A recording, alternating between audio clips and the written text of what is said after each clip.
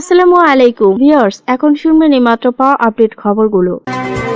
৭১ অর্জিত স্বাধীনতার সার্বভৌমত্ব আবার রক্ষা করা হয়েছে ২৪-এ, জানিয়েছেন তারেক রহমান।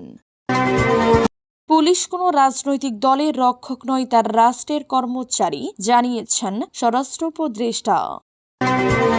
দেশের ইতিহাসে এত কম সময়ে এর চেয়ে বেশি সংস্কার আর হয়নি, জানিয়েছেন আসিফ নজরুল।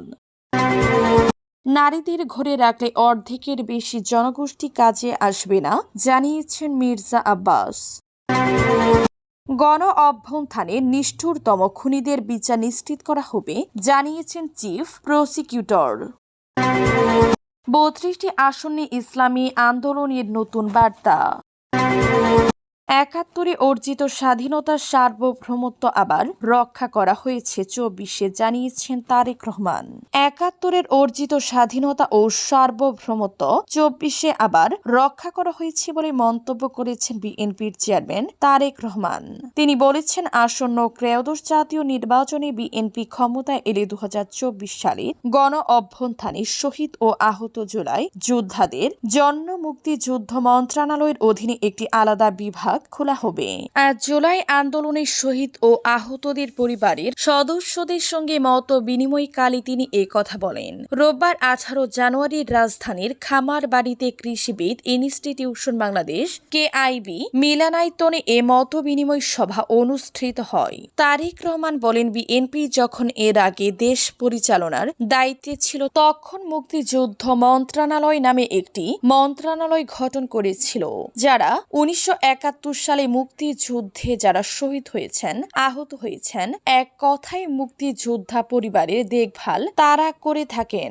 আমরা সিদ্ধান্ত নিয়েছি যে ইনশাল্লাহ বিএনপি বাংলাদেশের মানুষের সমর্থনে আগামীতে সরকার গঠনে সক্ষম হলে জুলাই আন্দোলনের যোদ্ধা শহীদ পরিবারের মানুষগুলো যে কষ্টের কথা তুলে ধরেছেন, তাদের কষ্টগুলো যেন কিছুটা হলেও আমরা সমাধান করতে পারি। পুলিশ কোনো রাজনৈতিক দলের রক্ষক নয়, তারা রাষ্ট্রের কর্মচারী, জানিয়েছেন স্বরাষ্ট্র উপদেষ্টা।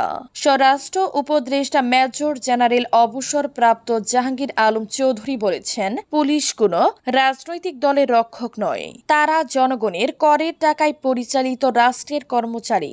পুলিশ বাহিনীর মূল দায়িত্ব হল জনগণের সেবা করা এবং আইনের শাসন নিশ্চিত করা। রোববার ১৮ জানুয়ারি সকালে রাজশাহীর সারদায় বাংলাদেশ পুলিশ একাডেমিতে সহকারী পুলিশ সুপারদের সমাপনী কুচকাওয়াজ অনুষ্ঠানে তিনি কথা বলেন। এদিন উপদেষ্টা জাহাঙ্গীর আলম বলেন, নির্বাচনকালীন দায়িত্ব প্রসঙ্গে তিনি বলেন, মানবিক মর্যাদা ও আইনের শাসন রক্ষা অনেকটাই মাঠ পর্যায়ের পুলিশের আচরণের উপর নির্ভর করে। জনগণের আস্থা অর্জন ছাড়া কেবল শক্তি প্রয়োগ করে শান্তি প্রতিষ্ঠা সম্ভব নয়।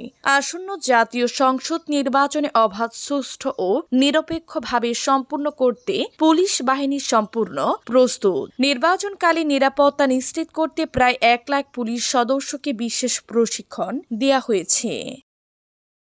দেশের ইতিহাসে এত কম সময়ে এর চেয়ে বেশি সংস্কার আর হয়নি, জানিয়েছেন আসিফ নজরুল।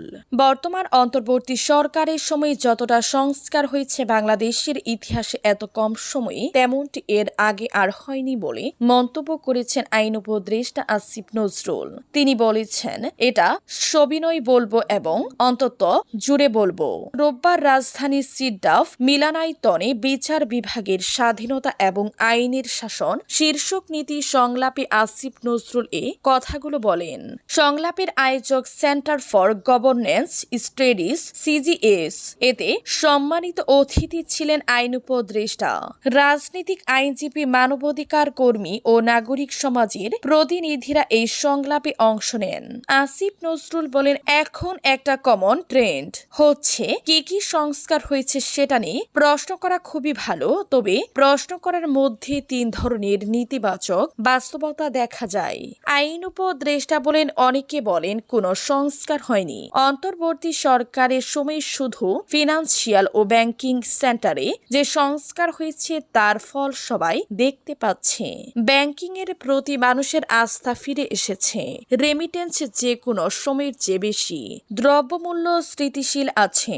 এগুলো সংস্কার ছাড়া করা সম্ভব ছিল না, তাই কোনো সংস্কার হয়নি। কথাটি কথাটি ঠিক নয়। নারীদের ঘরে রাখলে অর্ধেকের বেশি জনগোষ্ঠী কাজে আসবে না জানিয়েছেন মির্জা আব্বাস। ঢাকা ৮ আসনের সংসদ সদস্য প্রার্থী ও বিএনপির স্থায়ী কমিটির সদস্য মির্জা আব্বাস বলেছেন, অনেকে বলে নারীদের রানীর সম্মান দিয়ে ঘরে বসিয়ে রাখবো, তাহলে কি হবে? দেশের অর্ধেকের বেশি জনগোষ্ঠী কোনো কাজে আসবে না। পরিবার সকালে রাজধানীর বেইলি রোডের সিদ্ধেশ্বরী গার্লস কলেজের বার্ষিক ক্রীড়া ও সাংস্কৃতিক অনুষ্ঠানে যোগ দিয়ে এ মন্তব্য করেন তিনি।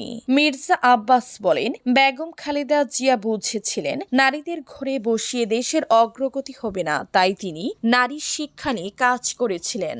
দেশের অর্ধেকের বেশি জনগোষ্ঠীকে কাজে লাগাতে হলে নারী শিক্ষায় জোর দেবার গুরুত্বারোপ করেন মির্জা আব্বাস। এ সময় সিদ্ধেশ্বরী গার্লস কলেজের উন্নতির জন্য কাজ করবেন জানিয়ে সুযোগ পেলে সরকারিকরণের আশ্বাসও দেন ঢাকা ৮ আসনের সংসদ সদস্য প্রার্থী। গণ অভ্যুত্থানে নিষ্ঠুরতম খুনিদের বিচার নিশ্চিত করা হবে জানিয়েছেন চিফ প্রসিকিউটর। ২৪ জুলাই আগস্টের গণ অভ্যুত্থানে নিষ্ঠুরতম খুনিদের বিচার নিশ্চিত করা হবে বলে জানিয়েছেন আন্তর্জাতিক অপরাধ ট্রাইব্যুনালের চিফ প্রসিকিউটর মোহাম্মদ তাজুল ইসলাম। রবিবার ট্রাইব্যুনাল প্রাঙ্গণে প্রেস ব্রিফিংয়ে সাংবাদিকদের এক প্রশ্নের জবাবে তিনি কথা জানান। এদিন রাজধানীর মোহাম্মদপুরে মানবতা বিরোধী অপরাধের মামলায় ১৮ জনের বিরুদ্ধে আনুষ্ঠানিক অভিযোগ আমলে নিয়েছেন ট্রাইব্যুনাল। চিফ প্রসিকিউটর বলেন, ২০২৪ সালে জুলাই অভ্যুত্থান চলাকালে ১৮ ও ১৯ জুলাই দেশের ইতিহাসের অন্যতম রক্তাক্ত দিন। এই দুদিনের হত্যাকাণ্ডের অন্যতম হট স্পট ছিল মোহাম্মদপুর এলাকা। এখানে ৯ জনকে হত্যা করা হয়, আহত হন অসংখ্য মানুষ। ৩২টি আসনে ইসলামী আন্দোলনের নতুন বার্তা।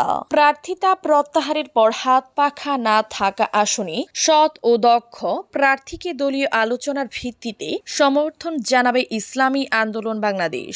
রবিবার দুপুরে মুঠোফোনে বাংলাদেশ প্রতিদিনকে এই কথা জানান দলটির কেন্দ্রীয় যুগ্ম মহাসচিব ও মুখপাত্র মাওলানা গাজী আতার রহমান। তিনি বলেন, রাজধানীর নানা সমীকরণ ও আদর্শের বহুমাত্রিক বোঝাপড়ায় ইসলামী আন্দোলন বাংলাদেশ ২৬৮ আসনে একক নির্বাচন করার সিদ্ধান্ত নিয়েছে। বিষয়টি ইতোমধ্যে প্রেস ব্রিফিং এর মাধ্যমে জাতির সামনে তুলে ধরা হয়েছে। বাকি ৩২টি আসনের ব্যাপারে আমাদের সিদ্ধান্ত হলো আসন ভিত্তিক সৎ, যোগ্য ও জনতার প্রতি দায়বদ্ধ প্রার্থীকে সমর্থন দেয়া হবে। প্রার্থিতা প্রত্যাহারের পর হাত পাখা না থাকা আসনের সৎ ও দক্ষ প্রার্থীকে দলীয় আলোচনার ভিত্তিতে সমর্থন জানাবে দল।